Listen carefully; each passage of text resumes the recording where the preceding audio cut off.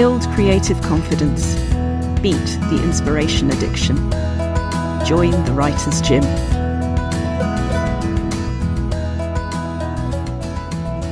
So I was telling you about the person who had never understood show don't tell and then did.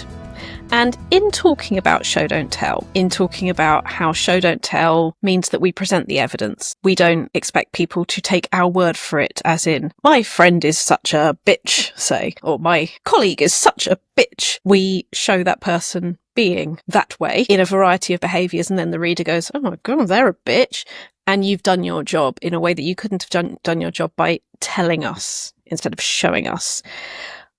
A phrase that comes up a lot for me when talking about show don't tell and why it works is another of the great writing phrases, trust your reader.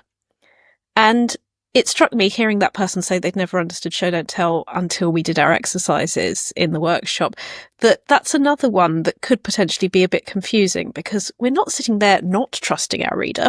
It's not that we don't want a reader. We're writing, for goodness sake. We are familiar with the concept of somebody reading it, even if that's us or whether it's going to be an audience in the future. We get that there is a reader.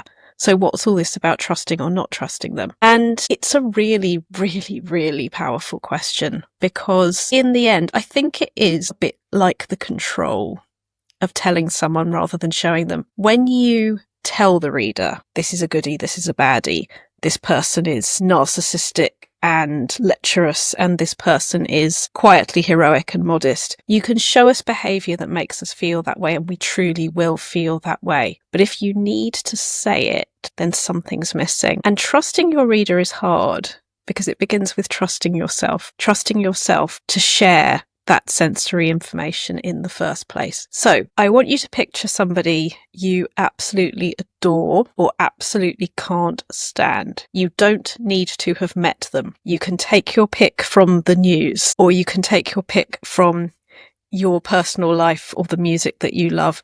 But take an example in your head of somebody that you absolutely adore or absolutely can't stand, and show me why they matter in that way. For example, their facial expression, the way that you describe their facial expression as they say a certain thing, is not going to be the same as the way somebody who feels differently describes them. Maybe you've experienced this in real life when somebody in your family has a different political view from you and they interpret certain people on the world stage differently to you. You've probably experienced that this is true, and it can be really difficult. But the thing with fiction and memoir and truthful writing is it's not about objective right or wrong. I, for example, have been in love with Paul McCartney since I was 10 years old.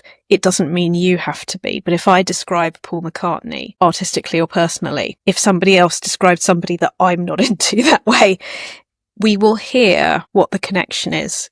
We will hear what we respect, what we like, what we admire, what captures our imagination, and let that happen with the five senses.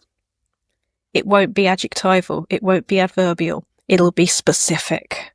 Tell me about what they're doing, what they're saying, and we will feel how that affects you. So an exercise for trusting your reader is to tell your truth. I don't need to agree with it to understand it, to be moved by it. And therefore, here's the clever bit. Tell your truth and then fictionalise it.